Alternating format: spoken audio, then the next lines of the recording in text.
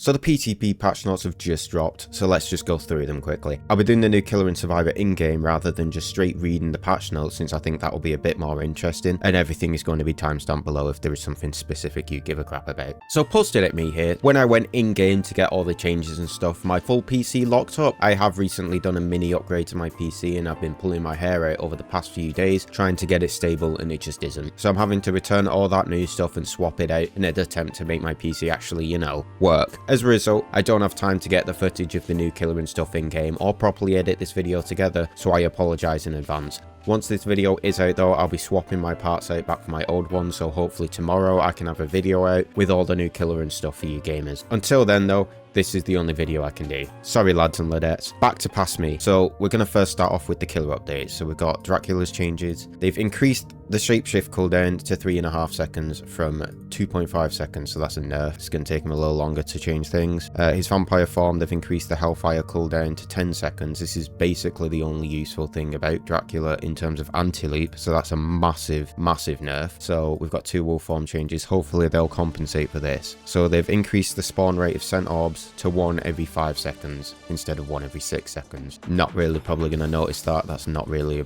meaningful buff in any kind of way. And then wolf form, they've decreased the wolf's pounce charge time to 0.85 seconds, was 1 second. Definitely not worth the massive nerf of this. So overall, Dark Lord has just been massively nerfed. Not too sure how I feel about that personally. I felt like he was in a pretty good spot. I do feel like they should have taken power away from his hellfire and put it on the wolf, but this is just not enough in my opinion. I still think wolf form is pretty much just going to be a meme most of the time rather than actually usable. Next we'll get on to Demogorgon. Now I don't actually own Demogorgon, but I have played him back when you could share DLCs. So take what I say with a grain of salt here. They've decreased his portal setting time to 0.85 seconds from 1 second. It's a buff. Decreased the portal entry time to 1.35 seconds, was 1.5 seconds, so he's going to be able to go into the portals quicker.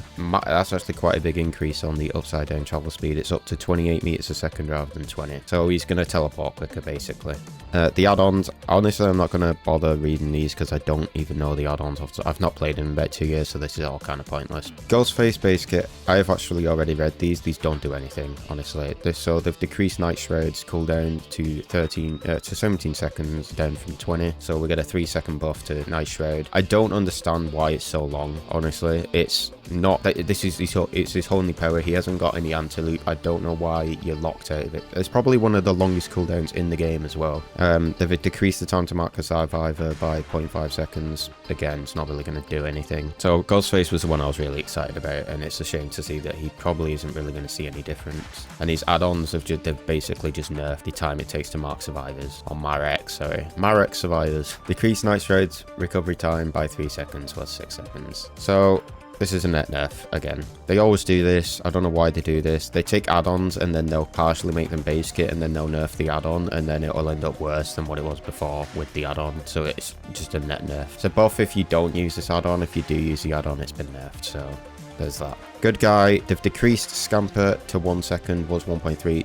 doesn't do anything. Scamper is still going to be dog shit. The problem with Scamper is you would need it to be like 0.2 seconds because you can vault and then just immediately go to the right of a pallet or to the left of a pallet, and there's no physical way for him to hit you with Scamper. That's the problem with Scamper. This isn't going to do anything at all. And then they've obviously increased his cooldown to 12 seconds, so he's been net nerfed overall. That's pretty obvious. Rat Poison, I did read this one as well. They've halved the range and they've halved the duration. So this has been massively nerfed. It was one of his strongest add-ons.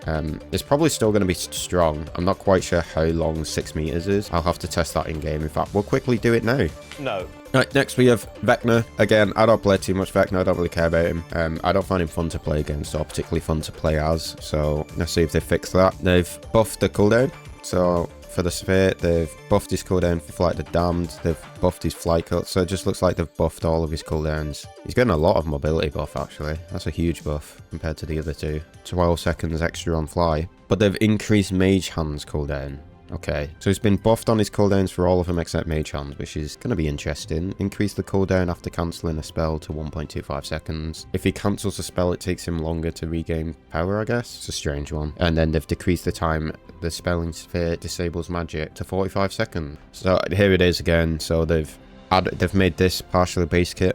I think this one, actually, though, that they've made this partially base kit, but it is actually a net buff. So if you run this, it's probably still going to be better. And then decrease the cooldown of all spells by 2 seconds was for. Yeah, so these two have just been made base kit. I'm not quite sure what the meta was for the Lich and his add-ons, but I'm assuming it was these two, since they only usually do this if there's 2 add-ons that are massively being overused compared to all the others. Wesker, have they actually done anything to substantially improve him from his massive nerf before? They decreased the cooldown to 5.5 seconds from 6, so that's a no. And then his leather gloves decreased the cooldown to 8% again. So next up we got Michael Myers. Now this one has me kind of worried actually a little bit, so we'll get into that in a sec. So we've increased the movement speed while in Evil Within 1 to 4.4 instead of 4.2. It's a good change. They've doubled the stock per survivor to 20 points was 10. This means that you can stock them twice as much before they get maxed out. Honestly, after playing in the past couple of days, it's going to be very difficult in order to max out the amount of stock when it's been doubled, so this isn't too bad. Most people wanted it to just be removed entirely. I think this might be probably as close as we're ever going to get to that. They've decreased the amount of Evil Within required to reach level 2. It's now 3 instead of 5, so that's a nice buff. It gets you quicker into tier 2. They've increased the Evil Within gain multiplier when stalking from afar to 1 second. This is something that a lot of people wanted. So now stalking people at a distance is going to be a massive buff for you. But here's the issue. Decreased the Evil Within gain multiplier when stalking up close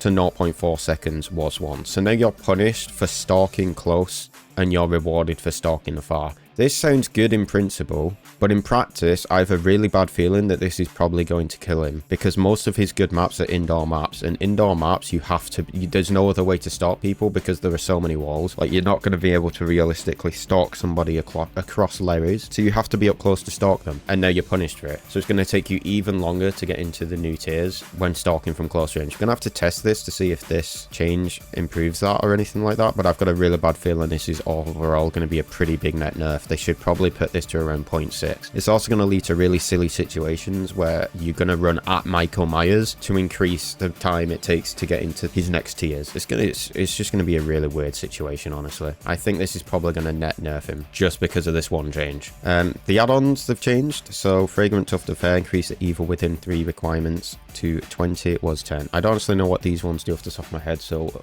I'm just going to quickly look them up. So this one is Infinite Tier 3. They've doubled how long you need to stalk someone in order to get it, so that's a nerf. This add-on was really not that overpowered. I don't know why they've halved its value. Lock of Hair.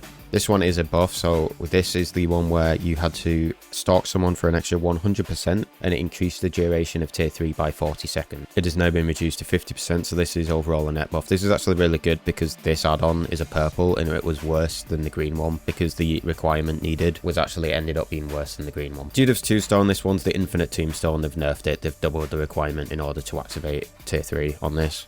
Tombstone Piece, they've doubled that as well, so this has been nerfed. They haven't removed them outright, which I actually like to see, but they've massively nerfed them. And then so Scratch Mirror, they've decreased the movement speed down to 4.2 milliseconds. This is technically not a nerf. This is just going to make it so that when you have Scratch Mirror, you no longer get the movement speed of Evil Within tier 1 that has just been added. So overall, I'm really worried about this. We're gonna have to try it out, but yeah, this is probably going to be a net nerf. Killer perks. Let's get into the new killer perk changes. Dominance. This is the one that blocks totems. It's that new one that's complete dog shit. I know people were trying to gaslight me in the comments of my Dracula video saying it was really good. It's crazy how I barely ever see anyone doing it, but it has been buffed. So it's doubled the time in which it's going to block totems, which actually does make it somewhat useful now. Genuinely, this is probably going to be, I mean, it's not going to be good, but it's going to be useful. It's a good little change. Human Greed. This is one where you see auras of people near unopened chests. They've just lowered the cooldown by another 10 seconds. Again, no one's going to use it. The problem with this, chests are so RNG on where they are that it basically is guaranteed to not get you value, and no one's really opening chests. Even though there are a bunch of really strong survivor perks that involve you opening chests, nobody's doing it, so you don't really end up getting any value out of it. That's pointless. This next one is gonna get changed. Languid Touch is the one where when a survivor is in 36 meters of you and they scare a crow, they get exhausted. This perk is now on a 5-second cooldown from 20. In my opinion, this was one of the most underrated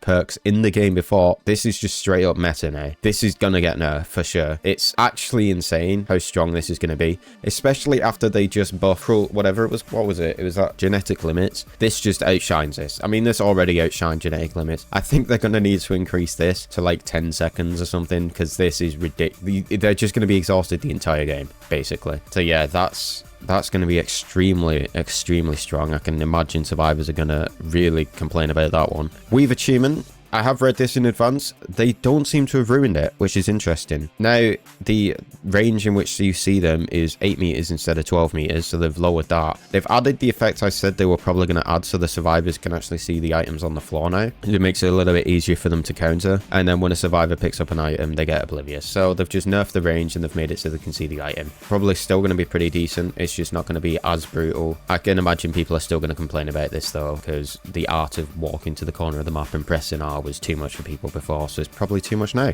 And then we've got general updates for survivors. We've decreased the time it takes to unlock a chest. No one really cares. Now we're on to the survivor perk updates. This is Ace in the Hole. This is where you grab an item out of a chest and then it increases its rarity, and then it has add-ons, and then you get to keep the add-ons. So there is a 100% chance that an ultra rare or lower add-on will be attached to it. It was very rare or lower. So now we can get syringes out of rates. So that's good. The next one is 100% chance of finding an add-on of uncommon rarity or lower. So you're now guaranteed to get 2 add-ons if you're running this, rather than before where there was a chance you wouldn't get 2. And then when you escape, you obviously keep any of the items. Honestly, this sounds really broken. It probably is going to be kind of broken, because obviously you might get syringes and stuff. But at the end of the day, I don't think many people are going to run Ace in the Hole. And I would rather someone be running Ace in the Hole and wasting some time opening their chests than running meta perk number 475. Buckle up, they've updated its description, whatever. Invocation weaving spiders. Description was updated to match the new invocation. Okay, so that's not changed. Pharmacy. This is one when you're injured, it activates and then you open a chest and then you guarantee get a medkit. Unlocking chests is now 100% faster, so they buffed the time it takes to unlock chests. So now it takes 4 seconds to open a chest with this new buff as well. The hearing distance from noises are reduced by 20 meters, was 8 meters. I'm trying to think of a time where I've heard someone opening a chest from 20 meters away. Maybe it happened, maybe it didn't, but they've buffed that. Pharmacy guarantees an emergency medkit upon completing the act. Oh, it's green. Okay, so you get the green medkit guaranteed. It's not been giga buffed. Honestly, these perks like this getting buffed, not too fast. I'm not too bothered. It is quite nice. It's going to be very nice for solo queue. It's going to be quite annoying as a killer when you have one person injured at the end and they're trying to escape and they can just go get a medkit. But if they want to use pharmacy for that, let them use pharmacy for that. Plunderer's Instinct. I actually don't know which one this was. The auras of unopened chests and items in the environment are revealed to you when standing within 64 meters. So they've doubled the range of Plunderer's Instinct. Increase the odds of finding higher rarity items from chests by 50%. So has been increased by 4%. Scene partner activates when you activate in the killer's radius. This is when we scream when you look at the killer. So when you look at the killer and you scream, it now shows that aura for 6 seconds instead of 5 seconds. And there is a chance you will scream again, and if you do, you will see the killer's aura for an additional 2 seconds, and then goes on cooldown for 40 seconds, and it was 60 seconds. So I'm glad they've not giga buffed it. It doesn't look too bad. It doesn't look like it's going to be broken or anything, so that's nice to see. It's actually a nice set of survivor buffs there. They haven't actually giga buffed these into ridiculous territory. All these are actually pretty good changes for perks that not many people use. I do think there are a lot of them were underrated, but it's not too bad. And then we're on the bug fixes. Let's see if they fix Sadako, shall we? I'm probably going to say no. Yeah, so they've not fixed Unreal still. Don't worry guys, 2025, surely they'll fix the bug that's been in the game now for nearly a year, and they've disabled Skull Merchant and Freddy. Freddy can't catch a break.